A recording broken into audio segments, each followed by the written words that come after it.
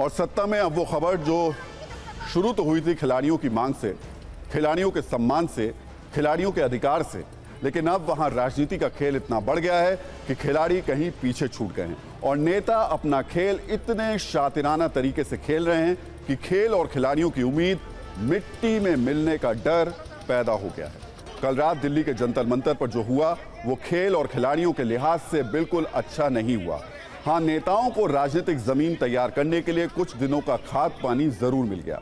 कल रात की घटना पर ट्वीट की झड़ी लगाई जा रही है, बयान आ रहे हैं, नेता मीडिया और यूट्यूबर्स के झुंड को इंटरव्यू दे रहे हैं, लोकतंत्र के खत्म होने की बात कही जा रही है, लेकिन खिलाड़ियों का जो असल मुद्दा था वो वहीं का वहीं है। कम से कम नेताओं की पर्यटन प्रधान राजनीति से उसका समाधान तो होने वाला नहीं है। ये समाधान क्यों नहीं हो रहा है, इसे समझने के लिए एक बार इस पूरी घटना की टाइमलाइन को देखने और समझने की जरूरत है। बात कहां से शुरू हुई थी?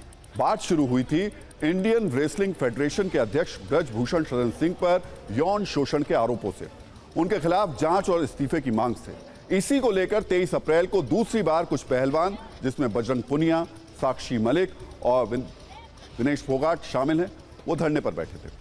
पहलवानों की मांग पर पहले से ही खेल मंत्रालय की बनाई गई एक कमेटी काम कर रही थी। सुप्रीम कोर्ट के आदेश पर दिल्ली पुलिस ने इंडियन रेसलिंग फेडरेशन के अध्यक्ष ब्रजभूषण शरण सिंह के खिलाफ पॉक्सो के तहत मामला भी दर्ज कर लिया था। इस पर जांच जारी है, लेकिन 3-4 पहलवानों का समूह अपनी मांग पर ऐसे अड़ गया जैसे वो मन बनाकर आया हो कि अगर उसका कहा शब्दशाह नहीं माना जाएगा तो वो जंतर मंतर छोड़ेंगे नहीं। और यहीं से इस धरना स्थल को नेताओं ने पहलवानों से हाईजैक कर लिया और पहलवानों ने भी इस धरने को राजनीतिक होने दिया। हर बीतते दिन के साथ यहां अलग अलग नेता अपना रंगमंच सजाने लगे। नेताओं ने जंतर मंतर को ओवर एक्टिंग का अड्डा बना दिया, वहां से राजनीतिक नारे लगने लगे और पीटी ऊषा जैसी खिलाड़ी का अपमान भी हुआ।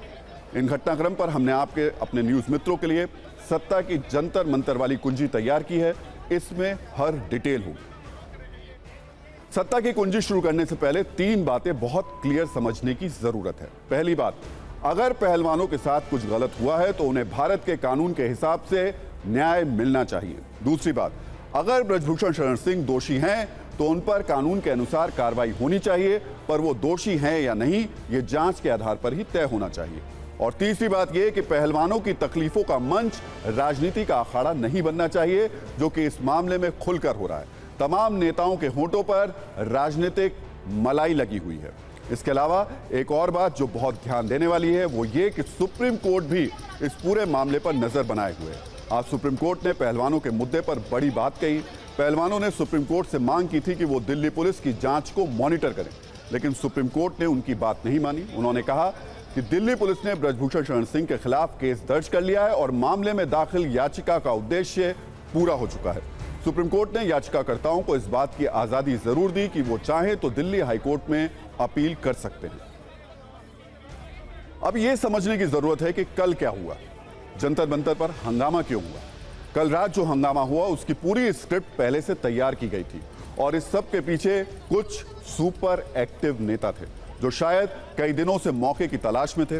कल जैसे ही दिल्ली में भारी बारिश हुई उन्हें इसका मौका मिल गया। बारिश के बाद पहलवानों के हमदर्द बनकर आम आदमी पार्टी के कुछ नेता जंतर मंतर पर पहुंच गए।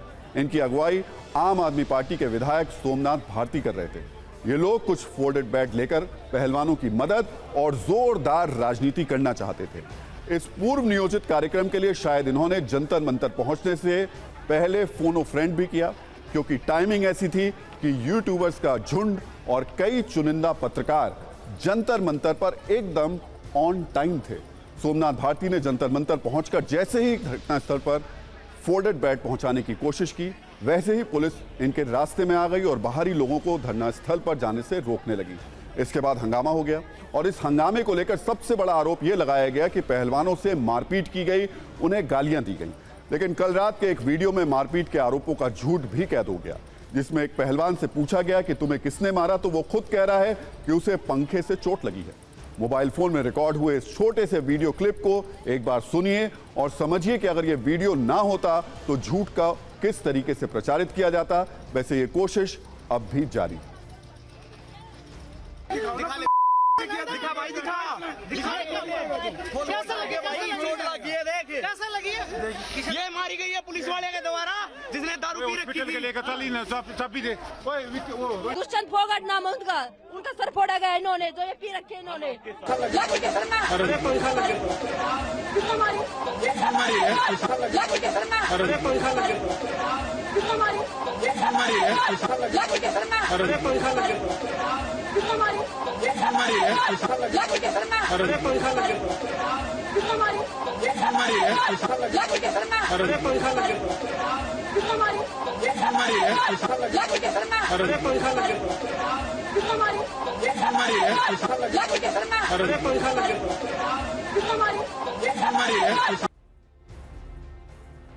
तो वीडियो आपने बहुत ध्यान से देखा और सुना होगा। किसने मारा?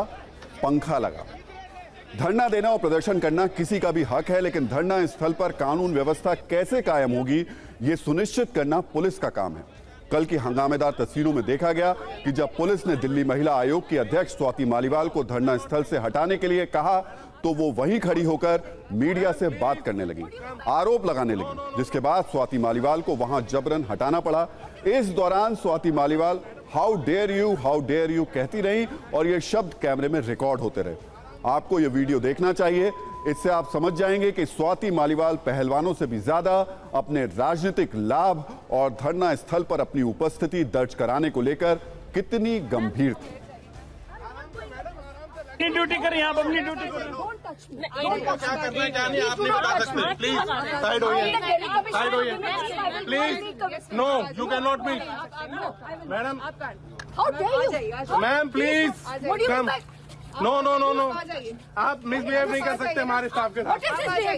आप जाइए मैडम, उधर से पीछे जाइए ना, गमले बंद के खड़ी हुई है, लेके चलिए आराम से मैडम, आराम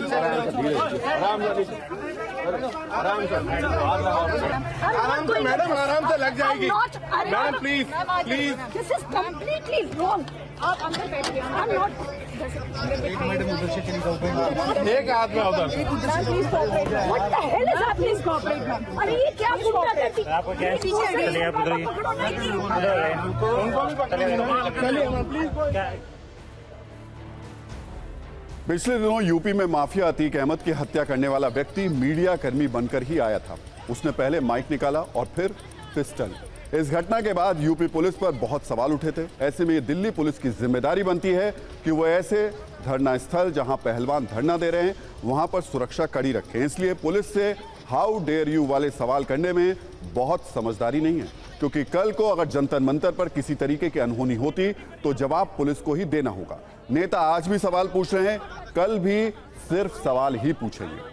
वैसे भी कल की घटना के बाद जिस तरह से बजरंग पुनिया सबको ट्रैक्टर लेकर दिल्ली बुला रहे थे, उससे ऐसा लग रहा था कि जैसे वो इंसाफ मांगने की जगह किसान आंदोलन के लाल किला पार्ट 2 की याद दिला रहे हैं। हालांकि कल लोगों को बुलाने के बाद आज उन्होंने एक वीडियो जारी किया और कहा कि उनका किसी राजनीतिक दल से लेना देना नहीं है। आपको ये दोनों बयान सुनने चाहिए।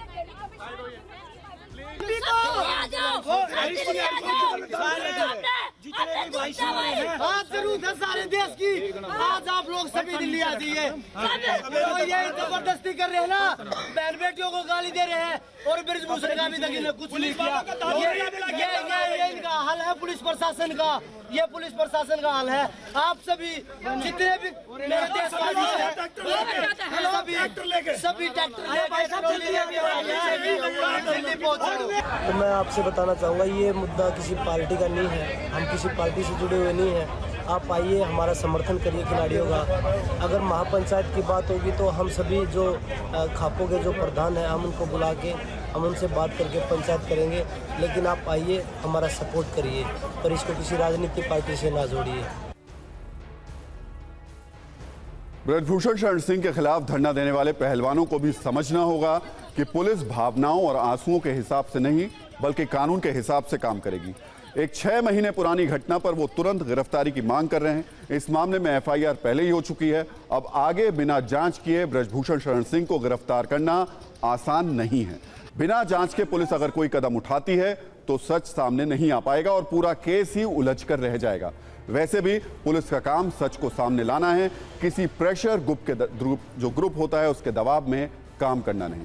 खिलाड़ी एक आपराधिक मामले में न्याय के लिए आंदोलन करते हैं, अपनी बात देश तक और सत्ता तक पहुंचाने के लिए आवाज उठाते हैं, लेकिन राजनीति के खिलाड़ी इस मंच को हाईजैक करते हैं और खिलाड़ी भी ये सब आराम से होने देते हैं। इस वक्त की स्थिति यह है कि जंतर मंतर पर सजा आंदोलन का मंच नेताओं की ओवर एक्टिंग का अड्डा बन चुका है, जहां पप्पू यादव जैसे नेता तक ओवर एक्टिंग कर चुके हैं। बॉलीवुड में ऐसी एक्टिंग पर पैसे काट लिए जाते हैं। इस ओवर एक्टिंग का एक छोटा सा नमूना आप देखिए और समझिए कि पहलवानों के मंच पर क्या क्या हो चुका है और क्या क्या हो रहा है।